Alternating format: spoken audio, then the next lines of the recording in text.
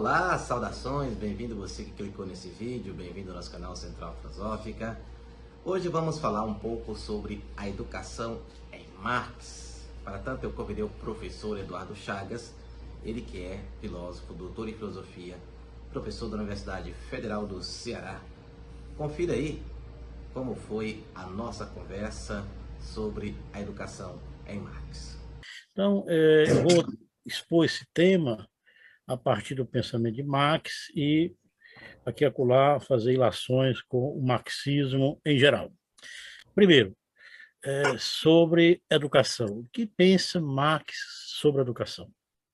Qual é a ideia, né, de educação que há no pensamento marxiano? Primeira questão, que é já também de conhecimento, creio eu, da maioria que está aqui, que não há na obra de Marx, né, não há, assim, na totalidade do pensamento marxiano, uma obra ou um texto no qual Marx trata de forma explícita, de forma sistemática a educação.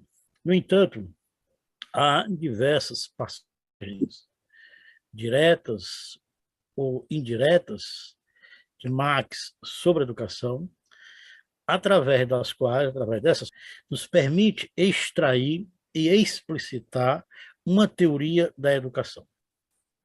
Professor, fala para nós aí, então, como que a educação deve ser encarada a partir da perspectiva de Marx, ou seja, quais são as observações que o senhor faz a quem quer ler ou começar a estudar a educação em Marx? A educação em Marx não pode ser vista, na minha opinião, como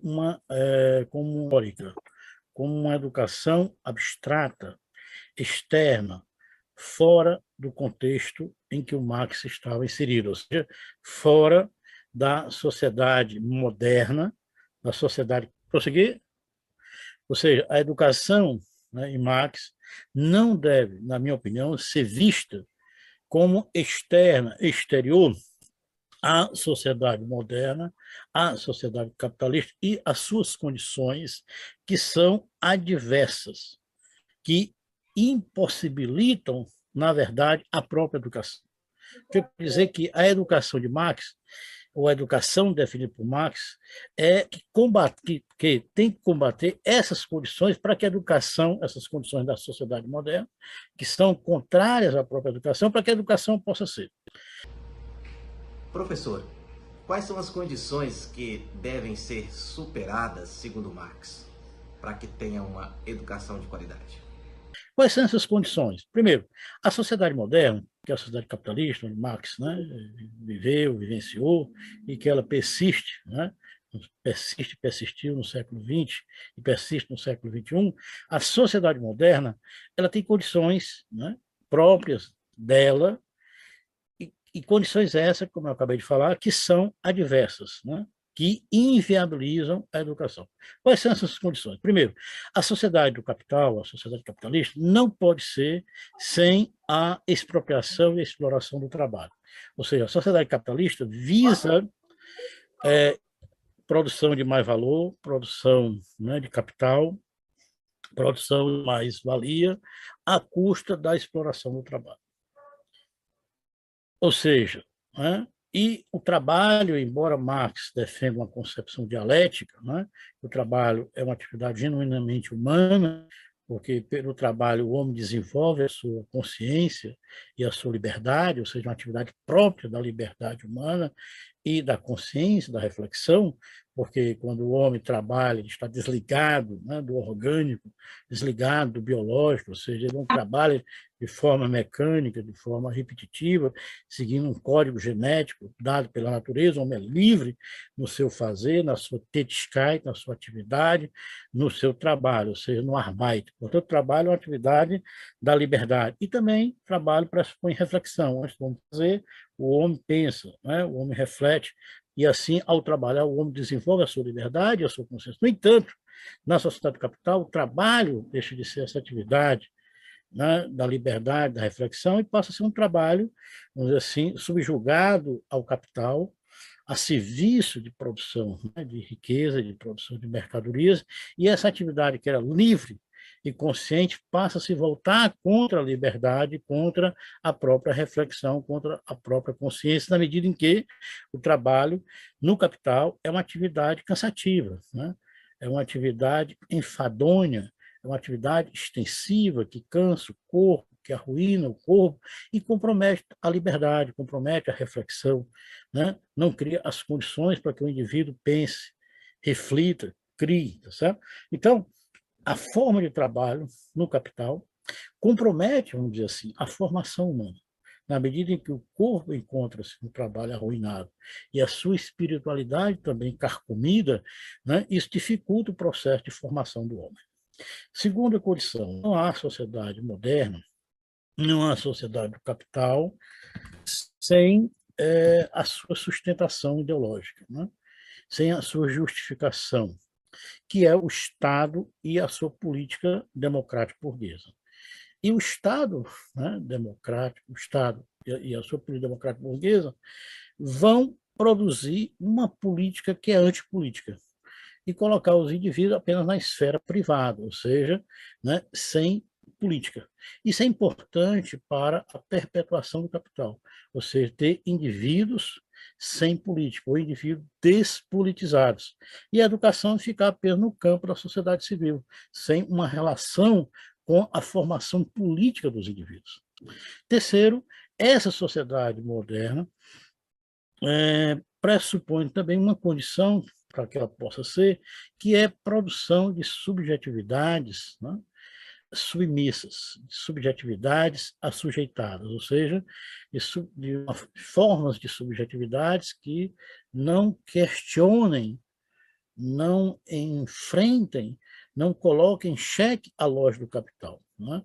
Porque se nós tivermos subjetividades, assim, que reflitam, né, que pensem, que sejam pensantes, essas formas de subjetividade podem colocar em xeque o objetivo do capital, que seria, né, perpetuar-se como uma forma de produção e reprodução do próprio capital.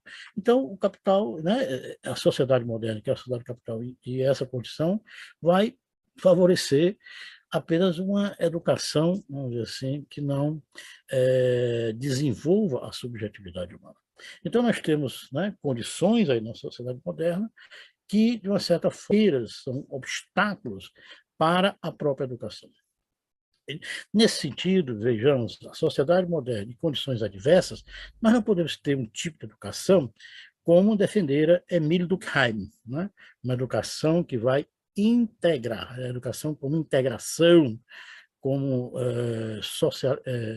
socialização do indivíduo à sociedade. Ora, quando o Durkheim fala de educação como caminho de integração, não coloca em questão essa integração dentro de uma sociedade. Que sociedade é essa, né?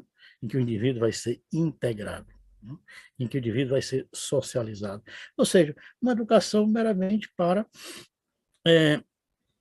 reforçar o passado e permanecer, né, no presente, ou seja, sem futuro, ou seja, uma educação que não tem crítica a essa sociedade, que, na verdade, perpetua ou colabora com a sociedade. Então, a educação como integração, como socialização, não coloca em questão a própria sociedade do capital, né? Que integração é essa dentro de uma sociedade que exclui, que explora, né? Que domina, que exclui, etc. Também não podemos falar de uma educação da cidadania, né? Levar a educação, levar o indivíduo para a cidadania, quer dizer, que cidadania? Né? Quer dizer, se não coloca em questão as condições da cidadania dentro dessa sociedade moderna, que é uma cidadania abstrata, uma cidadania vazia, uma cidadania que dá direitos, mas esses direitos não podem ser, de fato, no campo da sociedade civil. Ou a educação da paz, né, de promover a paz, mas dentro de uma sociedade em que a paz não pode ser, uma sociedade violenta, etc. Professor, gostaria de pegar um gancho da sua fala e pedir para que o senhor falasse um pouco aí da perspectiva de Max Weber sobre a educação. Weber vai defender uma educação, vai dizer, olha, a sociedade moderna, a sociedade contemporânea são formas de sociedade da racionalidade e da burocracia. Ou seja, a racionalidade e a burocracia, ou a racionalização e a burocratização são formas próprias, né, da sociedade moderna, da sociedade contemporânea, ou seja, das sociedades capitalistas, né? E essa sociedade da racionalização não quer dizer a racionalidade moderna, a racionalidade pensante, uma racionalidade, vamos dizer assim, conflituosa, uma racionalidade com fundamentos, né, teóricos, filosóficos. É uma racionalidade imediata, uma racionalidade pragmática própria da racionalidade do mercado, né? E tem uma burocracia que para fazer com que o Estado funcione. Então, essa sociedade da racionalidade é uma sociedade de controle, de dominação, de normatização, e o papel da educação seria reforçar essa sociedade da racionalidade. Como? Formando, tendo uma educação meramente técnica, uma educação tecnicista, né? Ou uma educação profissional, para formar um tipo de racionalidade que vai servir ao mercado ou um tipo de racionalidade que vai servir à burocratização do próprio Estado, né? Ou seja, com técnicos, com médicos, com enfermeiros, com advogados, ou com pessoas com conhecimento meramente profissional, tecnicista, etc. Então, o BVP não vê muito saída. Então, professor, então onde é que está o cerne do contraponto do Marx em relação à perspectiva do Marx Weber, no que tange à educação? E Marx, quer dizer, embora a educação esteja, né, diante dessas dificuldades próprias da sociedade moderna, mas ela deve reagir contra essas condições da sociedade moderna. Então, Marx vai defender, primeiro, a educação, né, como reação a isso, ela deve ser pública, ou seja, ela deve ser estatal, né? Embora Marx não defenda o Estado, mas Marx defende uma forma de administração de coisas em função dos homens, né? Estado, para Marx, não é Estado universal, não é uma instância livre, não é uma instância racional. Estado, para Marx, é dominação. Certo? Serve para legitimar a sociedade, serve para dominar homens, né? Cooptar também a subjetividade, etc. Então, a educação ela deve ser pública, né, estatal, no sentido platônico. Né? O Estado forma os indivíduos, ou seja, a República forma os indivíduos para a coisa pública, e depois a coisa pública tem um retorno, né, dos indivíduos formados, dos indivíduos com conhecimento, ou seja, uma educação que foi dada pelo público, para depois as pessoas formadas também servirem ao público, né? Que a gente que vem de escola pública, eu e muitos outros, às vezes até a gente não tem muita noção disso, né? A gente pensa que, eu fui formado pelo Estado, fui formado pela prefeitura, etc. Mas, no fundo, isso é mérito meu, e a gente acha que tudo que vem da educação tem que ser para beneficiar interesses privados, particulares, sem um compromisso com o público, né? Com a coisa pública, ou seja, não voltar nosso conhecimento, depois de formado, para a sociedade, para a coisa pública, etc. Então, para Marx, a educação tem que ser pública, né? Ela tem que ser financiada pelo público, para o público. Segundo, a educação tem que ser gratuita, ela não pode ser paga, né? Não pode ser particular, não pode ser privada, não pode ser paga, tem que ser gratuita. Terceiro, a educação tem que ser laicizada, né? Ou seja, na educação, a educação não é espaço para a religião, né? Sociedade moderna não se trata de negar a religião, mas na sociedade moderna, principalmente na Europa, né, houve deslocamento da religião da esfera pública para a esfera privada. A religião ela deve, né, ser um direito dos indivíduos no campo da esfera privada, no campo da sociedade civil, como uma comunidade, entre outros, mas não pode ser na esfera pública, porque há uma implicação da presença da religião, né, na educação. A educação tem que ser livre. A educação ela é instigada pela dúvida, pelo questionamento, pela incerteza, e a religião não tem incerteza. A religião não tem dúvida. A religião tem verdade, tem dogmas. Né? Por mais que um religioso diga, olha, mas se, né, o cientista, o filósofo tem direito de estar na escola, por que a educação não, por que a religião não tem? Porque, no fundo, o religioso, né, vai defender essas verdades como verdades absolutas, né? Com verdades que não podem ser questionadas. Né? E a religião não pode, portanto, estar presente na educação. A educação tem que ser uma educação livre. Né? E porque a religião também tem implicações que comprometem a filosofia, que comprometem a ciência, que comprometem o próprio conhecimento. Quais são essas implicações? É a questão da existência de Deus, né, de um Criador. A teoria da criação. Isso tem uma implicação, né, sobre a questão do universo, a questão da natureza, né, a questão da independência da natureza, das leis, etc. Né? Embora hoje haja um debate muito grande entre os cientistas, né, de onde o universo veio, até hoje, né, mesmo com o desenvolvimento do maior telescópio, né, que é o James Webb, né, nós não sabemos de fato de onde o universo veio. Nós não sabemos como a Terra surgiu.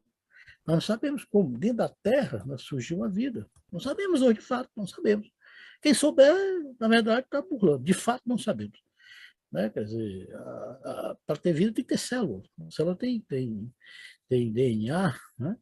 E o código da vida praticamente não pode ser, ainda hoje, você tem ideia, né? Não pode ser copiado pelos maiores computadores. Né? Quer dizer, não dá para fazer isso.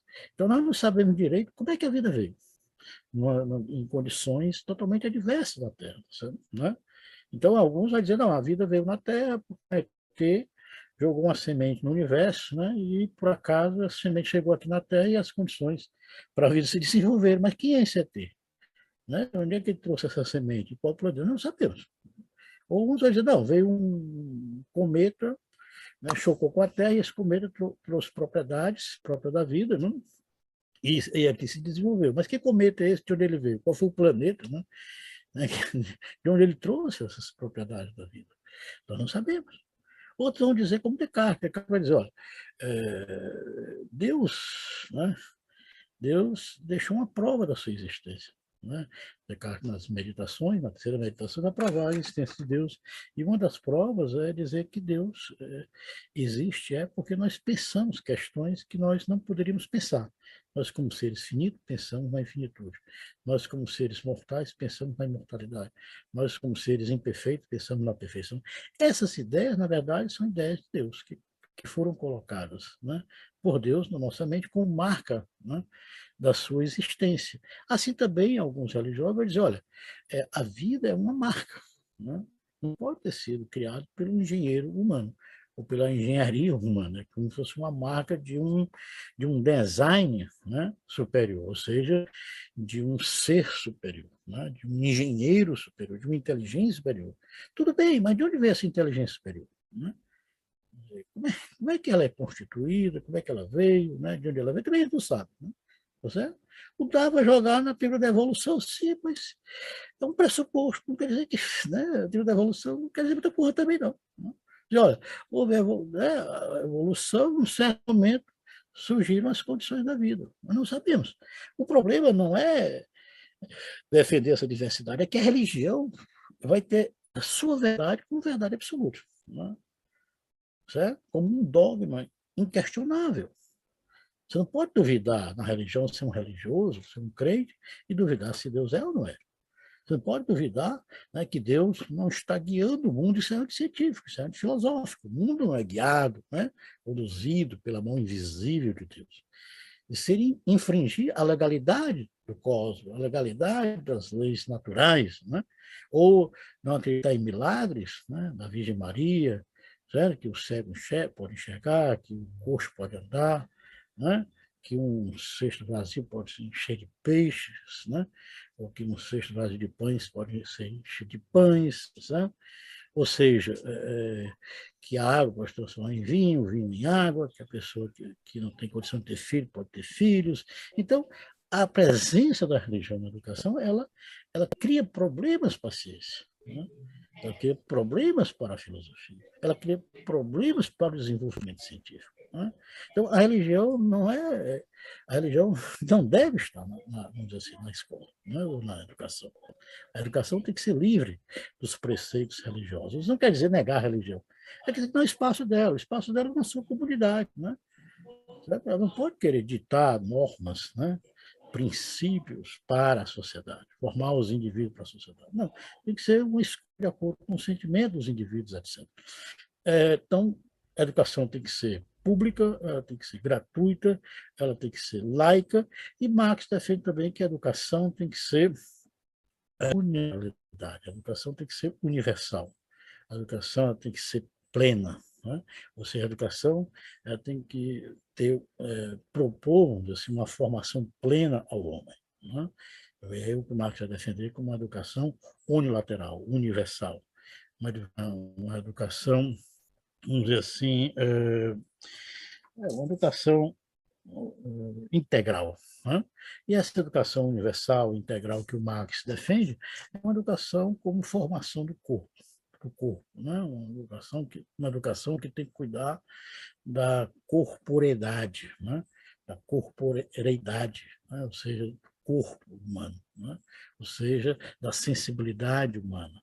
Ou seja, o corpo também adoece, os sentidos também são reificados, coisificados, eles precisam ser reeducados. Nossa forma de ver, né, está embrutecida, nossa forma de ouvir está embrutecida, nossa forma de tocar, de degustar, de cheirar, ou seja, os sentidos também têm que ser reeducados, né? Tem que ter um contato com a natureza, tem que ter uma sensibilidade com o outro, etc. Então, o corpo e a sensibilidade têm que também ser educados, né? Ou seja, uma educação que cuide também do corpo, do físico, até para a pessoa estudar, no sentido platônico, né? Os platônicos, para estudar, para refletir, tinha um corpo saudável. Né? Não se trata aqui de um culto ao corpo, trata de um cuidado, né, físico, da saúde corporal.